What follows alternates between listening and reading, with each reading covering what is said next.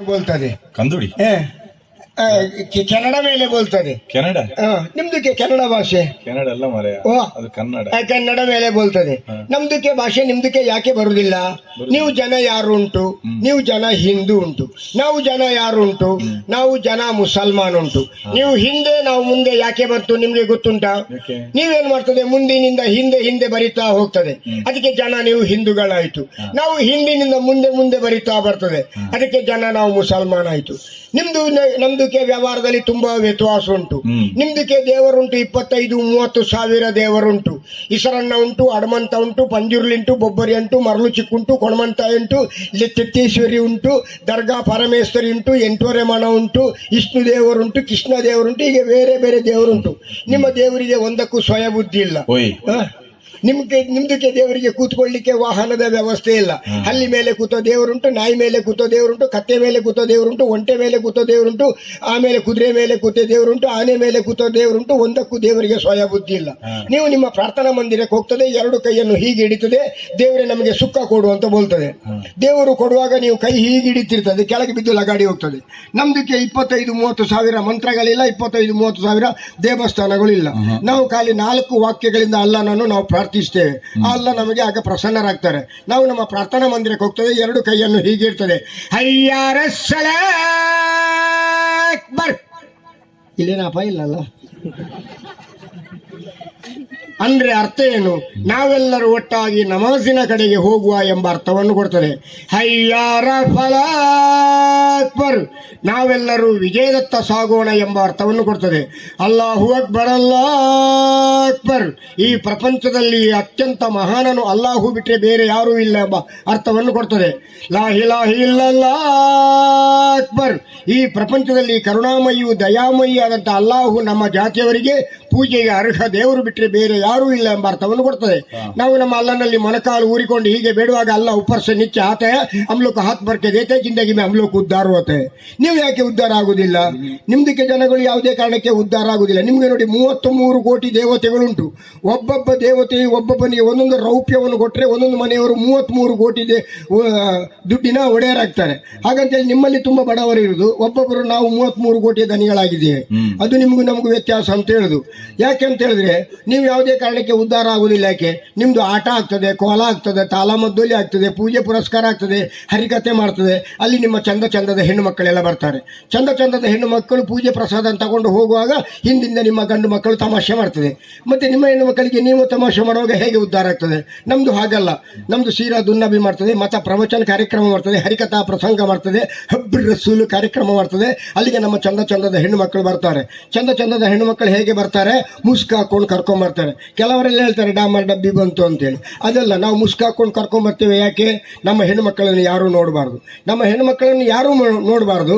ಹೆಣ್ಣು ಮಕ್ಕಳು ಮಾತ್ರ ಒಳಗಿಂದ ಒಳಗೆ ಎಲ್ಲರನ್ನು ನೋಡ್ತದೆ. ಅದಕ್ಕೊಂದು ಕಿಟಕಿ ಬಟ್ಟೆ ಇಲ್ಲ, ಅದರಲ್ಲಿ ಎಲ್ಲರೂ ನೋಡ್ತದೆ. ಹೀಗೆ ಯಾಕೆ ನೋಡ್ತದೆ?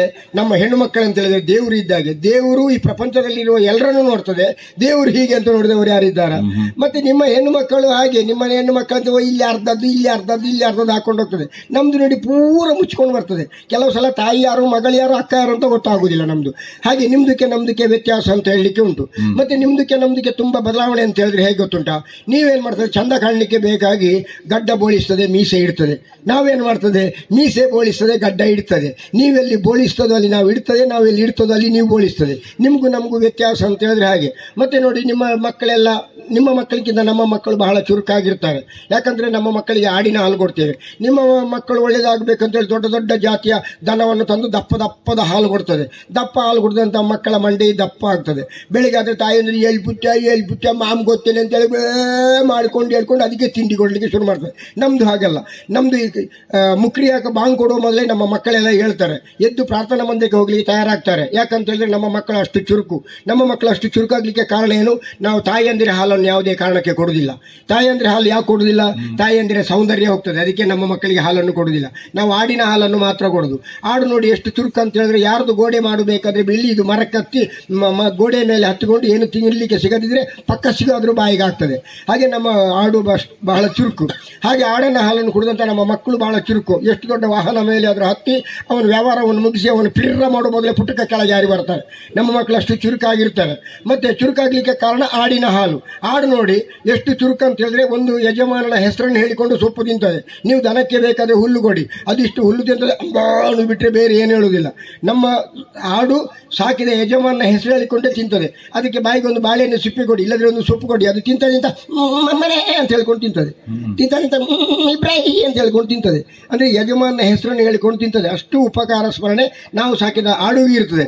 ಮತ್ತೆ ಹೇಳ್ತಾರೆ ನಿಮ್ಮದು ನಮ್ದಕ್ಕೆ ವ್ಯವಹಾರದಲ್ಲಿ ತುಂಬ ವ್ಯತ್ಯಾಸ ಅಂತ ಹೇಳಿ ಕೆಲವರೆಲ್ಲ ಹೇಳ್ತಾರೆ, ಸಾಹೇಬರು 786 ಬರೀತಾರೆ ಅಂತೇಳಿ. ಯಾಕೆ ಬರೆಯುವುದು? ಈಗ ನೀವು ಒಂದು ಮನೆಗೆ ಸ್ವಸ್ತಿ ಶ್ರೀ ಅಂತ ಬರೆಯುವುದಿಲ್ವಾ, ಆಮೇಲೆ ಓಂ ಅಂತ ಬರೆಯುವುದಿಲ್ವಾ, ಹಾಗೆ ನಮ್ಮ ಮನೆಗೆ 786 ಅಂಕೆಯನ್ನು ಬರೀತೇವೆ. ಅರಬ್ ಸಂಖ್ಯಾಶಾಸ್ತ್ರ ಪ್ರಕಾರ ಅದು ಉತ್ತಮವಾದಂಥ ಸಂಖ್ಯೆಗಳು ನಮಗೆ ಬಹಳ ಅದೃಷ್ಟ ತರುವುದು ಅಂತ ಉಂಟು. ಹಾಗಾಗಿ ನಾವು ಅದನ್ನೇ ಹಾಕ್ತೇವೆ. ಮತ್ತೆ ನಿಮ್ದಕ್ಕೆ ನಮಗೆ ವ್ಯವಹಾರದಲ್ಲಿ ವ್ಯತ್ಯಾಸ ಅಂತ ಹೇಳಿದ್ರೆ ನಿಮ್ದಿಗೆ ಒಂದು 25 ಸೋಮಿಲ್ಲು ಉಂಟು. ಸೋಮಿಲ್ಲುಗಳು ಇರ್ತದೆ. ಸೋಮಿಲ್ಲು ಅದೇ ಸ್ವಾಮಿಗಳು. ನಿಮ್ಮ ಸ್ವಾಮಿಗಳು ಬರಬೇಕಾದ್ರೆ ಒಂದೇ ಬಣ್ಣದ 25 ಹೆಂಗಸರು ಸೀರೆ ಉಟ್ಕೊಂಡು ಕಲಶವನ್ನು ಇಟ್ಕೊಂಡು ಹೋಗ್ಬೇಕು, ಇಲ್ಲದ್ರೆ ಸ್ವಾಮಿಗಳಿಗೆ ಬರಲಿಕ್ಕೆ ಮನಸ್ಸಾಗುವುದಿಲ್ಲ. ನಮ್ಮಲ್ಲಿ ಯಾವುದೇ ಸೋಮಿಲ್ಲ ನೋಡಿ. ನಾವು ಕುರಾನನ್ನು ಯಾರು ಹೆಚ್ಚು ಅಭ್ಯಾಸ ಮಾಡಿರ್ತದೋ ಅವರನ್ನೇ ಕಲಿಪರನ್ನಾಗಿ ನೇಮಿಸುವುದು. ನಮ್ಮ ಕಲಿಪರು ಹೇಗೆ ಹೇಳ್ತಾರೋ ನಮ್ಮ ಧರ್ಮದ ಇಡೀ ಪಂಥವು ಹಾಗೆ ಅವರು ಹೇಳಿದಾಗೆ ನಡೆಯುವುದು. ಹಾಗೆ ನಿಮ್ದಕ್ಕೆ ನಮ್ದಕ್ಕೆ ವ್ಯತ್ಯಾಸ. ಮತ್ತೆ ನಿಮ್ದಕ್ಕೆ ದೇವರು 25-30 ಸಾವಿರ ಉಂಟು. ಕಷ್ಟ ಕಾಲದಲ್ಲಿ ನಿಮ್ಮ ದೇವರು ನಿಮಗೆ ಉಪಕಾರ ಮಾಡಲಿಕ್ಕೆ ಬರುವುದೇ ಇಲ್ಲ, ಅಂದ್ರೆ ಉಪಕಾರ ಮಾಡಲಿಕ್ಕೆ ಬರುವುದೇ ಇಲ್ಲ. ನೀವು ಸಣ್ಣ ಉದಾಹರಣೆ ಹೇಳ್ತೇನೆ. ಒಂದು ದಿವಸ ಕ್ರೈಸ್ತ ಧರ್ಮದವರು, ಇಸ್ಲಾಂ ಧರ್ಮದವರು, ಹಿಂದೂ ಧರ್ಮದವರು ದೋಣಿಯಲ್ಲಿ ಹೋಗ್ತಾ ಇದ್ರು. ದೋಣಿಯಲ್ಲಿ ಹೋಗ್ತಿರುವಾಗ ಜೋರು ಗಾಳಿ ಬರಲಿಕ್ಕೆ ಶುರುವಾಯಿತು, ಮಳೆ ಬರಲಿಕ್ಕೆ ಪ್ರಾರಂಭ ಆಯಿತು, ದೋಣಿ ಮುಳುಗುವ ಸ್ಥಿತಿಯಲ್ಲಿ ಇತ್ತು. ಆಗ ನಿಮ್ಮ ದೋಣಿ ನಡೆಸುವ ಜನ ಹೇಳಿದ, ನೋಡಿ ದೇವರನ್ನು ನೆನಪಾಡ್ಕೊಳ್ಳಿ, ಅದೃಷ್ಟ ಇದ್ರೆ ನೀವು ಜೀವದಲ್ಲಿ ಬದುಕಿರಿ ಅಂತೇಳಿ. ತಕ್ಷಣ ನಮ್ಮ ಜಾತಿಯ ಏನು ಮಾಡಿದ, ಅಲ್ಲ ಹೋಗಕ್ಕೆ ಬರಲ್ಲ ಅಂದ. ತಕ್ಷಣ ಅಲ್ಲ ಉಪ್ಪರ್ से नीचे आए, उनका हाथ पकड़ के रही ऊपर लेके गए. ಆಮೇಲೆ ಎರಡೇ ಧರ್ಮದವರು, ಕ್ರೈಸ್ತ ಧರ್ಮದವರು, ಏಸು ಅಮ್ಕಾರ ಪುತ್ರ ಸೋವೇನಂದ. ಏಸು ಅವ್ ತೂಕ ಆಪ್ ಹೋಯ್ತಾ, ಅದಲ್ಲಿ ಮೇಲೆ ಇನ್ನಕ್ಕೆ ಹೋಗ್ಬೇಕು, ಇಲ್ಲಿ ಸಿಗುದಿಲ್ಲ. ಏಸು ಅವ್ ತೂಕ ಹಾಪೋಯ್ತಾ ಹೋಗಿ ದೌನಿ ಅಂತ ಹೇಳಿದೆ. ಇದು ಗೊತ್ತಾಯ್ತು ನಿಮಗೆ, ಏಸು ಅಮ್ಕಾರ ಪುತ್ರ ಅಂತ ಹೇಳಿದ್ರೆ ಅದಂದ್ರೆ ಈ ಒಂದು ಕ್ರಮ ಉಂಟು. ಹೀಗೆ ಇದು ಏನಂತ ಎಲ್ಲರಿಗೂ ಅರ್ಥ ಆಗುದಿಲ್ಲ. ಒಂದು ದಿವಸ ಒಂದು ಗುರುಗಳು ದೊಡ್ಡ ಮಂಗನನ್ನು ಸಾಕಿದ್ದರು. ಆ ಮಂಗನು ಗುರುಗಳಿಲ್ಲದ ಸಮಯದಲ್ಲಿ ಮರವೇರಿ ಕುಳಿತನು. ಸಂಜೆ ಹೊತ್ತು ಹಣ್ಣು ಹಂಪಾಲು ಕೊಟ್ಟರು, ಗುರುಗಳಿಲ್ಲದಿದ್ದಾಗ ಮಂಗನು ಕೆಳಗಿಳಿದು ಬರಲೇ ಇಲ್ಲ. ಆಮೇಲೆ ಗುರುಗಳಿಗೆ ಸಂದೇಶ ಹೋಯಿತು, ನೀವು ಸಾಕಿದ ದೊಡ್ಡ ಮಂಗನು ಕೆಳಗಿಳಿದು ಬರುವುದಿಲ್ಲ ಅಂತೇಳಿ. ತಕ್ಷಣ ಗುರುಗಳು ಬಂದರು, ಏಸು ಅಮ್ಕಾರ ಪುತ್ರ ಸೋವೇನಂದ್ರು. ತಕ್ಷಣ ಮಂಗ ಕೆಳಗಿಳಿದು ಬಂದ, ಇವರ ಕಾಲಬುಡದಲ್ಲಿ ನಿಂದನು. ಉಳಿದವರೆಲ್ಲ ಕೇಳಿದರು, ನಾವು ಅಷ್ಟು ಹಣ್ಣು ಹಂಪಾಲು ಕೊಟ್ಟರು ಮಂಗ ಕೆಳಗಿಳಿದು ಬರಲಿಲ್ಲ, ಯಾಕೆ? ನೀವು ಹೀಗೆ ಮಾಡಿದಾಗ ಮಂಗ ಕೆಳಗಿಳಿದು ಬಂದ ಅಂತ. ಅದಕ್ಕೆ ಗುರುಗಳು ಹೇಳಿದರು, ದೇವರ ಪವಿತ್ರವಾದ ಸಂದೇಶವನ್ನು ಅವನಿಗೆ ನಾನು ಮುಟ್ಟಿಸಿದ್ದೇನೆ, ಅವನಿಗೆ ಅರ್ಥ ಆಯಿತು, ಕೆಳಗಿಳಿದು ಬಂದ ಅಂತ. ಉಳಿದವರು ಕೇಳಿದ್ರು, ದೇವರ ಪವಿತ್ರವಾದ ಸಂದೇಶ ಯಾವುದು ಅಂತ. ಗುರುಗಳು ಹೇಳಿದಷ್ಟೇ, ಒಂದ ನೀನು ಕೆಳಗಿಳಿದು ಬಾ, ಇಲ್ಲದೆ ಮರವನ್ನೇ ಕಡಿತೇನೆ ಅಂದರು. ಈ ಮಂಗನಿಗೆ ಅರ್ಥ ಆಯಿತು. ತಕ್ಷಣ ಹಾಗೆ ಬೇರೆ ಬೇರೆ ವಿಭಾಗಗಳುಂಟು. ಹಾಗೆ ಅವನು ಬಂದು ಶಿಲುವೆಯನ್ನು ಕೊಟ್ಟ, ರಯ್ಯ ಉಪ್ಪರ್ ಲೆಕ್ಕೆಗಾಯ. ಆಮೇಲೆ ನಿಮ್ಮ ಹಿಂದೂ ಧರ್ಮದ ಹೆಸರನ್ನು ಕರೆದ, ಹನುಮಂತ ಕರೆದ, ಪಂಜುರ್ಲಿ ಕರೆದ, ಮೊರಲು ಚುಕ್ಕು ಕರೆದ, ಬೊಬ್ಬರಿ ಕರೆದ, ಯಾರು ಬರಲಿಲ್ಲ. ಕೊನೆಗೆ ನಿಮ್ಮ ಗಣಪತಿ ದೇವರು ಬಂದ. ಗಣಪತಿ ದೇವರು ಬಂದು ಹೀಗೆ ನೋಡುವಾಗ ನಿಮ್ಮ ಜನ ನೀರಲ್ಲಿ ಮುಳುಗುತ್ತಾ ಉಂಟು. ಗಣಪತಿ ಮೇಲಿಂದ ಕುಣಿಲಿಕ್ಕೆ ಶುರು ಮಾಡಿದ. ಮುಳುಗುವ ಜನ ಮರಣೋತ್ತರ ಸ್ಥಿತಿಯಲ್ಲಿ ಕೇಳಿದ, ದೇವರೇ ನಾನು ಮುಳುಗುತ್ತಾ ಇದ್ದೇನೆ, ನನ್ನನ್ನು ಕೈ ಹಿಡಿದು ಎಬ್ಬಿಸಿದು ಬಿಟ್ಟು ನೀನು ಮೇಲಿಂದ ಕುಣಿತಾ ಇದೆಯಲ್ಲ ಯಾಕೆ ಅಂತ. ಆಗ ಗಣಪತಿ ದೇವರು ಕೊಟ್ಟ ಉತ್ತರ ಗೊತ್ತುಂಟ, ಪಾಪಿ ಮಕ್ಕಳೇ ಭೂಲೋಕದಲ್ಲಿ ಚೌತಿ ಅಂತ ಮಾಡಿ ಕೊನೆ ದಿವಸ ನನ್ನನ್ನು ಒಂದು ದೊಡ್ಡ ವಾಹನದಲ್ಲಿ ಕೂರಿಸ್ಕೊಂಡೋಗಿ ಡಂಕ್ ಟಕ್ ಬಾರಿಸ್ತಾ ನನ್ನನ್ನು ನೀರಿಗೆ ದೂಡಿ ಹಾಕಿ ನೀವು ಮೇಲೆ ಕುಣಿದಿಲ್ವಾ, ಅದಕ್ಕೆ ಈಗ ನೀನು ನೀರಲ್ಲಿ ಮುಳುಗುವಾಗ ನಾನು ಕುಣಿತಾ ಇದ್ದೇನೆ ಅಂತ. ನಿಮ್ಮ ದೇವರೇ ನಿಮಗೆ ಅನ್ಯಾಯ ಮಾಡ್ತದೆ, ಮತ್ತೆ ನಾವೇನು ಮಾಡೋದು ನೋಡಿ. ಚೌತಿಯ ದಿವಸ ನಮಗೆ ಚಂದ್ರ ದರ್ಶನ ಆದರೆ, ಚಂದ್ರ ಮತ್ತು ನಕ್ಷತ್ರ ದರ್ಶನ ಆದರೆ ನಮಗೆ ವರ್ಷ ಇಡೀ ಒಳ್ಳೆಯ ದಿವಸ ಅಂತ ಲೆಕ್ಕ. ನಿಮ್ಮ ಹಬ್ಬ ದಿವಸ ಚಂದ್ರ ದರ್ಶನ ಆದರೆ ಒಂದು ವರ್ಷ ಇಡೀ ಮಗ ಹೋದಂತ ಲೆಕ್ಕ. ನಿಮಗೂ ನಮಗೂ ವ್ಯತ್ಯಾಸ ಹಾಗೆ. ಹಾಗಾಗಿ ದೇವರೇ ಈ ಪ್ರಪಂಚದಲ್ಲಿ ನಾನೇ ಸರ್ವಶ್ರೇಷ್ಠ ದೇವರು, ದೇವರಿಗಿಂತ ಮೇಲೆ ಅಂತ ಹೇಳಿಕೊಂಡು ತಿರುಗುವಂಥ ಒಬ್ಬ ವ್ಯಕ್ತಿ ಇದ್ದಾನೆ, ಅವನನ್ನೇ ಹಿಡಿಬೇಕೆನ್ನೋ ಉದ್ದೇಶದಿಂದ ಹೊರಟಿದ್ದೇನೆ. ಹೋಗಿದ್ದೇನೆ, ಇಲ್ಲಿಗೆ ಬಂದಿದೆ ನೋಡೋ. ಯಾ ನಬಿ ರಸೂಲ್ ಸಲಾಮ್ ಅಲೈಕುಂ. ಏಯ್ ಏರಿಯಾ ಓ ಏರಿ ಏರಿ ಏ ಇನ್ನ ಏರಿಯಾ ಈ ಆ ಊರ್ದಯ್ಯ ऐसा बोलना. ಎನ್ನ ಊರಿಗೆ ಬತ್ತಿ ಎಂಕ ಜೋರು ಅಲ್ಪ ನಾಯಿ अरब देश से आया हूं मैं. ಅಲ್ಪ ತಾನೆ ಗಾಳಿ ಬರ್ಸ ಜೋರುಂಡ ಇಲ್ಲ, ಖರ್ಜೂರ ಮಾಡ್ಲಿಕ್ಕೆ ಬಂದದ್ದು. ಕ್ಯಾ ಬಾತ್ ಕರ್ತೆ, ಇತ್ನಾ ಅಕ್ಕಲ್ ನೈ ಕ್ಯಾ ತುಮಕು? ನಿನ್ನ ಭಾಷೆ ಬರ್ಪುಣಿ ಎಂಕ ದೆತ್ತ ಪಾಡ್ನಾಯ. अरब देश से आया हूं मैं, वहां से यहाँ पर घोड़ा का धंधा करने के लिए आया हूँ. ಗೋಡೆ ಮಾಡಿ ಕಟ್ಟಬೇಕು ಮೂಲೆ ಹೆಚ್ಚಾದ ಕೆಲಸವೇ ಹೆಚ್ಚಿನ. अरे ಗೋಡೆ ಮಾಡು ಪಕ್ಕಸ್ नहीं बाबा, घोड़ा राजा महाराज लोग बैठे हैं ना. ಕುದುರೆದ ಬೇರ. ನಿಮ್ದಕ್ಕೆ ಕುದುರೆ, ನಮ್ದಕ್ಕೆ ಘೋड़ा. ಈ ಒಂಜಿ ಕುದುರೆ ಬತ್ತೊಂದು ನಿನ್ನ ಬೇರನ. ಅರೆ ಕ್ಯಾ ಬಾತ್ ಕರ್ತೆ ತುಮ್? ಅರೆ ಯಾರಾದ್ರೂ ಒಂದು ಕುದುರೆ ಇಟ್ಕೊಂಡು ಬರ್ತದೆ ಅರಬ್? ನಾನು ಬರುವಾಗ 98 ಕುದುರೆ ಇಟ್ಕೊಂಡು ಬಂತು. ಸ್ವಲ್ಪ ತೇಳಾರ ಸಹಿತನಾ ನೀ ಬೇಸಿಗೆ ಹೋಗಯ ಮಾರಿಯನ ಪೂರ ಇತ್ತಿರನೆ ಮಾರ್ದೆ. 98 ಕುದುರೆಯಲ್ಲಿ 97 ಕುದುರೆ ಬೇಸಿಗೆ ಹೋಗಯ ಅಂದ. ಆತನ ಮಾರ್ದು ಹಾ. ಒರಿನಂದೇನೊಂಜೇನು ಇಡೆ 19 ದಿನ. ಅದಲ್ಲ, ಈ ಕುದುರೆಯನ್ನು ತಗೊಳ್ಳಿಕ್ಕೆ ಬೇರೆ ಯಾರಿಂದಲೂ ಸಾಧ್ಯ ಇಲ್ಲ. ಹಾಗೆ ನಿನ್ನನ್ನೇ ನೋಟ ಇಟ್ಕೊಂಡು ಹಿಡಿಬೇಕೆನ್ನೋ ಉದ್ದೇಶದಿಂದ ಇಲ್ಲಿಗೆ ಬಂತು. ಒಂಜಿ ತಿಂಗಳು ಉಡ್ದು ಕೈಯಾನು ಉಲಯೇ ಇತ್ತೆ ಪಿದಯೇ ಬೈಜಿ. ಅರೆ, 1 ತಿಂಗಳಿಂದ ನಿನ್ಗೆ ಬಿದಾಯ ಹೋಗ್ಲಿಲ್ಲ. ಓ ಅಂಚತ್ತು ಮಾರ ಒಂಜಿ ತಿಂಗಳು ಉಡ್ದಕ್ಕ ಪಿದೈದ ವ್ಯವಹಾರ ನೆಂಕಿದ್ದಾಂಡು ಅಚ್ಚಾ. ನಿನ್ನ ಸ್ವರಕ್ಕೆ ಬರ್ಕಾಂದಾಂಡು ನನ್ನ ಸ್ವರದಿಂದ ನಿನಗೆ ಬಿದಾಯ ಬಂತು. ಯಾನ್ ಮತ್ತೆ ಅದೇ ಅದೇ ನಿಕ್ಕಿ ಏರ್ ಭಾಷೆ ಕಲ್ಪಾದನೆ ಅರೆ ನಮ್ದುಕ್ಕೆ ಭಾಷೆ. ವಾಚ್ಕೆ ಸಮಜ್ಜವು ಎಂಕ್ ಪಿದಾಯಿ ಬತ್ತಿನತ್ತೆ ಯಾನ್ ಪಿದಾಯಿ ಬತ್ತೆ. ಅಚ್ಚಾ ಅಚ್ಚಾ. ನಿನ್ನ ತೂನಗ ಬಾರಿ ಸಂತೋಷ ಅಂಡಿಯ. ಈ ಕುದುರೆದ ಬೇರೆದೇನ ಜಿ ಹಾ. ನಿನ್ನ ಆ ಕುದುರೆ ಉಂಡತ್ತ ಎಂಗ್ ಕೊರ್ಪನ ಆಯ್ನೆ ಎಂಗ್ ಅರೆ ಕೊರ್ಪನ. ಕ್ಯಾ ಬಾತ್ ಕರ್ತೆ ಮಹಾರಾಜ್. ಹಾ. ಈ ಕುದುರೆ ನಿನಗೆ ಕೊಡ್ಬೇಕಾದ್ರೆ ಈ ಕುದುರೆ ಹೇಗುಂಟು ಅಂತ ನೋಡಿದೆ, ಇದನ್ನು ಸರಿಯಾಗಿ ನೀನು ಪರೀಕ್ಷೆ ಮಾಡಿದೆ, ಕುದುರೆ ಓಡ್ತದೆ ಇಲ್ವ ಅಂತ ನೋಡಿದೆ. ನಿನಗೆ ನಾನು ಕೊಟ್ರೆ ನಾಳೆ ಸಾಯಿಬರು ಮೋಸ ಮಾಡಿದಾರೆ ಅಂತ ಆಗ್ಬಾರ್ದಲ್ಲ. ಪಂಡಂದೇನೆ ಯಾನೇ ಬೋಲ್ತಿರಕ ಉಪಯೋಗ ಮಾಡ್ತದೆ. ಮತ್ತೆ ನೀನ್ ತಗೋ. ಸ್ವಾರಿ ಮಲ್ಪಂದೆ ಸವಾರಿ ಮಲ್ಪಂದೆ ಸಾರಿ ಮಲ್ಪಂದೆ ಸವಾರಿ ಮಲ್ಪಂದೆ ಸಾರಿ. ಅದ. ನಿನ್ನ ಊರುಡು ಪೂರ ಇಂಚೆನಯ್ಯ ಅಂದ್ರೆ ಸುರುಕು ತೂದು ಆಪುಜಿಂದ ಕುಡ ಕೊರಳಿಯ.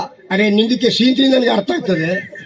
ಅಂದ್ರೆ ನೀನು ಹೇಳುದು ನಾವು ಮದುವೆ ಆಗುವಲ್ಲಿ ಮೊದಲು ಪರೀಕ್ಷೆ ಮಾಡಿ ಆಗುದಾದ್ರೆ ಇಟ್ಕೊಂಡಿಲ್ಲದ್ರೆ ಬೇರೆ ಬಿಡುದು ಅಂತಲ್ಲ. ಮಲ್ಪಂದೇನೆ ತೂದು ತೂದು ಹಾಗಲ್ಲ, ಇದು ಅದು ಬೇರೆ, ಸಾಂಸಾರಿಕ ಬೇರೆ ವ್ಯಾವಹಾರಿಕ ಬೇರೆ. ಹಾಗಾಗಿ ಆ ಕುದುರೆ ನಿಮಿತ್ತ ಕುಲ್ಲದೆ ಈ ಮೈದಾನ ಒಂಜಿ ಸುತ್ತು ಬೈದೆ. ಅಚ್ಚಾ. ಸುಖ ದುಃಖ ಬರ್ಕೊರ ಒಂಜೇ ನಾಣ್ಯದ ರಡ್ಡೆ ಮೋನೆದ ಲೆಕ್ಕ ನಿಂಕ ಅರ್ಥ ಅಂಡೆ. ಅಚ್ಚಾ. ಇಟ್ಟೆ ಬನ ನಿನ್ನ ಕುದುರೆಗೆ ಎತ್ತು ಕೊರಡಿ ಯಾನು ಮಹಾರಾಜ್. ಕಮ್ ಸೆ ಕಮ್ ಏ ಗೋಡಕ 1 लाख ರೂಪಾಯಿ ನಿಕ್ಕಲ ಕುದುರೆಗಳ ಒಟ್ಟಿಗೆನಾ. ಏ ಗೋಡಕ ಮೌಲ್ಯ 1 लाख ರೂಪಾಯಿ. ಒಂಜಿ ಲಕ್ಷ. ನಿನ್ನ ಲಕ್ಷನೇ ಒಂಜ ಹತ್ತು ಚಿಲ್ಲರೆ ಮಲ್ತದ ನಿನ್ನ ಕುದುರೆದ ನಾಲಿ ಕಟ್ಟಡ ಹೋಯ್ತು ನನ್ನ ಹತ್ರ ಗಾಡಿ ಉಂಟು. ಲಾಯೋಡ 20,000 ಕುದುರೆ ಉಂಡು ಮಾರ ಐಕಾತು ಕೊರುಚಿ ನಿನ್ನ ಒಂಜಿ ಕುದುರೆಗೆ ಆಗಿ 1 ಲಕ್ಷ. ಮಹಾರಾಜ್, ಇದು ಎಲ್ಲಾ ಕುದುರೆಯಾಗಿ ಅಲ್ಲ. ಬೊಕ್ಕ ಈ ಕುದುರೆಗೆ ಒಂದು ವಿಶೇಷ ಉಂಟು. ಇದು ಈ ಕುದುರೆ ವ್ಯವಹಾರ ನಿನ್ಗೂ ನನ್ಗೂ ಹೊಸತಾಗುದಲ್ಲ, ಬಹಳ ಹಿಂದಿಂದಲೇ ನಡೀತಾ ಇತ್ತು. ಒಲ್ಪಡ್ದು ನಿಮ್ದಕ್ಕೆ ಒಬ್ಬ ಋತುಪರ್ಣ ಮಹಾರಾಜ ಇದ್ದಲ್ಲ, ಅತ್ತೆ ಕಡ್ಲೆ ಬರ್ನೆ ಋತುಪರ್ಣೆ. ಅವನ ಜೊತೆಲಿ ಒಬ್ಬ ಬಾವು ಕಾಕ ಇದ್ದಲ್ಲ. ಬಾವು ಕಾಕ ನಮ್ ಜಾತಿಯವ. ದೆತ್ತಿ ಅಯೇ ನಳೆ ಮಹಾರಾಯ ಬಾಹುಕೆ ಬಾಬು ಕಾಕ ಒಂದು ಕಾಕ ಸೇರ್ಸೈಟಿಗೆ ನಿನ್ನ ಜಾತಿಯಲ್ಲ ಪೂರ. ಬಾವು ಕಾಕ ಬಾಹುಕೆ ಅವ ಒಂದು ಕುದುರೆ ಕೊಟ್ಟಿದ್ದಲ್ಲ ಯಾರಿಗೆ? ಅವನಿಗೆ ಋತುಪರ್ಣ ಮಹಾರಾಜನಿಗೆ. ಅಯೋಧ್ಯೆ ಇಸಾಕು ನಿಕ್ ಬರ್ಪುಜವು ಇಸಾಕು ನಿನ್ನ ಅಮ್ಮೆ ಇಕ್ಷ್ವಾಕು ಅಲ್ಲಿ ಶಿಷ್ಟಿ ಹಾಕು ವಂಶ. ಇಕ್ಷ್ವಾಕು ನಿಕ್ ಬರ್ಪುಜವು. ನಿಮ್ಮ ಜನಗಳೇ ಅದರಲ್ಲಿ ಒಬ್ಬ ರಹೀಮ್ ಉಸ್ಮಾನ್ ಇದ್ದಲ್ಲ. ರಹಿಮತ್ ಮಾರ ರಾಮೆ ಉಸ್ಮಾನತ್ ಲಕ್ಷ್ಮಣೆ. ಅಲ್ಲ ನಾನು ಹೇಳಿದ್ರೆ ನಮ್ದಿಲ್ಲ. ನಿಮ್ಮ ಜನ ಒಂದು ಭಗವಾನ್ ಅಂತ ಮೊನ್ನೆ ಹೇಳಿಕೊಂಡು ಬಂದಿತ್ತು. ಅವ ರಹಿಮತ್ ನಗರದಲ್ಲಿ ಹುಟ್ಟಿದವ, ರಹಿಮೋನ್ ಅಂತ ಹೇಳಿಕೊಂಡು ನೀವು ಅವನಿಗೆ ರಾಜ್ಯ ಪ್ರಶಸ್ತಿ ಕೊಡ್ತದೆ. ನಾವು ಹೇಳುವಾಗ ತಪ್ಪು ಅಂತ ಹೇಳ್ತದಲ್ಲ ಮಾರಾಯ. ಆಯೆ ಪಂಡೆ ಆಗಿ ರಾಜ್ಯ ಪ್ರಶಸ್ತಿ ತಿಕ್ಕೊಂಡು ಇಂಚಿಪ ಪೂರ ರಾಜ್ಯ ಪ್ರಶಸ್ತಿ ಮಂಡ್ಯ ಸಮೇತರಾಗಲೇ ತಿಕ್ಕೊಂಡಿದ್ದೇನೆ. ಅದೆಲ್ಲ ಬೇಡ, ನಿಮ್ದು ಸೀಂತ್ರಿ ಅದೆಲ್ಲ ಬೇಡ. ಮಂಡ್ಯ ಸಮೇತ ಕೂಡ ಮಂಡ್ಯ ಸಮ ಇದ್ದವರಿಗೆ ಕೊಡುದು. ಅವನಿಗೆ ಕೊಡುವಾಗ ಮಂಡ್ಯ ಸರಿ ಇಲ್ಲ, ಬೇರೆಯವರಿಗೆ ಸಿಗುವಾಗ ಮಂಡ್ಯ ಸರಿ ಇತ್ತು. ಮಂಡ್ಯ ಲೆಕ್ಕ ಮಾಡಿ ಕೊಟ್ಟದ್ದು ಇಂಥವರಿಗೆ ಕೊಡ್ಬೋದು. ಅದೆಲ್ಲ ನಿನ್ನ ಸೀಂತ್ರಿ ಬೇಡ, ಗೊತ್ತಾಯ್ತಲ್ಲ. ಅಂದ್ರೆ ಇಲ್ಲಿ ಮೊರಾಜ ಕುದುರೆ ನೀ ಬಂಡ್ಪತ್ತ ದಾನ ಮಿತ್ತದ ಸಂಬಂಧ ಉಂಟು. ಅದಕ್ಕೆ ಸಂಬಂಧ ಉಂಟು.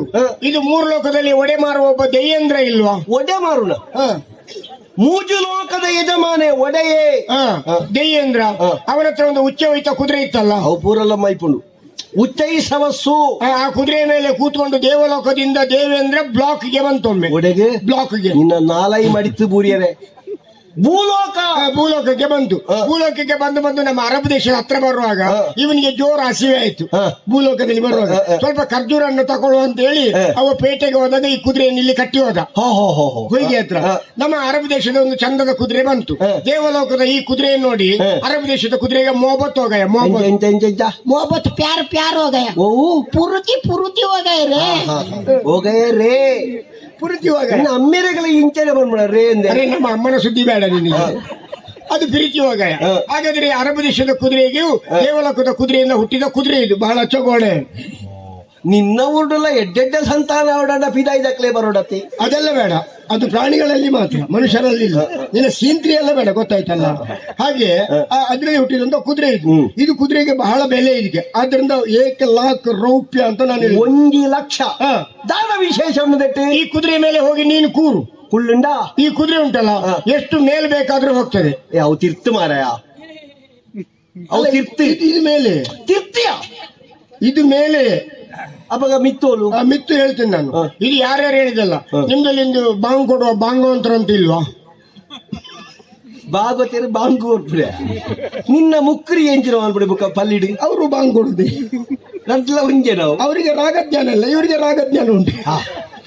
ಸರಿ ಅವರು ಹೇಳ್ತಾ ಇದ್ರು ಆಕಾಶವೇ ಬೀಳಲಿ ಮೇಲೆ ಅಂತ ಇದನ್ನು ತೋರಿಸ್ತಾ ಇದ್ದು. ಭೂಮಿಯ ಮೇಲೆ ಅನ್ನೋ ಶಬ್ದ ಉಂಟಲ್ಪ. ಭೂಮಿ ಅಂತ ಹೇಳಲಿಲ್ಲ, ಅವರ ಬಾಯಲ್ಲಿ ಎಲ್ಲಡಿಕೆ ಇತ್ತು. ಭೂಮಿ ಅಂತ ಹೇಳಿದ್ರೆ ಪುಲ್ಕ ನುಂಗಿ ಹೋಯ್ತು, ಆಗ ಇದನ್ನು ತೋರಿಸ್ತಾ ಇತ್ತು. ಹಾಗೆ ಇದು ಮೇಲೆ ಬೇಡ, ಇದು ಕೆಳಗೆ. ಈ ಕುದುರೆಗೆ ಇನ್ನೊಂದು ಪೆಟ್ಟು ಓಡಿ. ಈ ಕುದುರೆ ಎಷ್ಟು ಮೇಲ್ ಬೇಕಾದ್ರೂ ಹೋಗ್ತದೆ. ಈ ಕುದುರೆ ಓಡ್ತಾ ಓಡ್ತಾ ಓಡ್ತಾ ವಾಯು ಹಿಂದೆ, ಕುದುರೆ ಮುಂದೆ. ಬಂಜಿ ಸೌಖ್ಯ ಜೈಕ್ ಅದೆಂತ ಚಟ್ಟ ಮಾಡಿ ತಿಂದಿದ್ದ ಈಗ? ಅದೆಲ್ಲ ಕುದುರೆ ಓಡ್ತಾ ಓಡ್ತಾ ಓಡ್ತಾ ವಾಯು ಹಿಂದೆ, ಕುದುರೆ ಮುಂದೆ. ಅವು ಗಾಲಿ ಬಾಯಿಡಿದಾನೆ ಒಬ್ಬರು ನಿನ್ನ.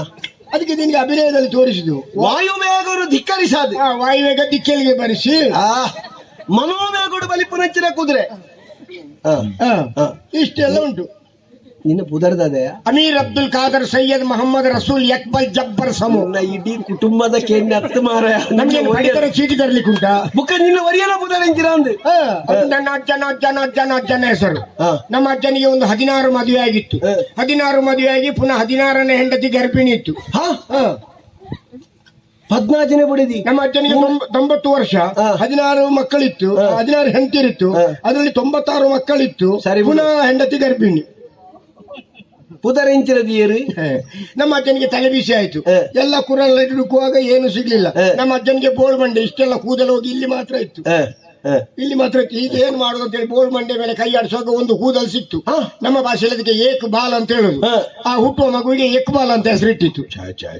ಒಂಜಿ ಕುಜಾಲಿ ಯಾರು ನಿಕ್ಲಿಗೆ ಬರೋ ಪುದರ್ದಿಯರೆ. ಅದು ನಿಮ್ದ್ರಲ್ಲಿ ಇಲ್ವಾ ಹಾಗೆ? ಸೋಮವಾರ ಹುಟ್ಟಿದನಿಗೆ ಸೋಮಶೇಖರ, ಮಂಗಳವಾರ ಹುಟ್ಟಿದನಿಗೆ ಅಂಗಾರ, ಗುರುವಾರ ಹುಟ್ಟಿದನಿಗೆ ಗುರುವಪ್ಪ, ಶುಕ್ರವಾರ ಹುಟ್ಟಿದನಿಗೆ ತುಕ್ರಪ್ಪ, ಶನಿವಾರ ಹುಟ್ಟಿದನಿಗೆ ಶನಿಯಪ್ಪ, ಹೀಗೆ ಬೇರೆ ಬೇರೆ ಇಲ್ವಾ? ನಮ್ಮ ಜಾತಿಯಲ್ಲಿ ಉಂಟು ಹಾಗೆ, ನಮ್ಮ ಜಾತಿಯಲ್ಲಿ ಉಂಟು.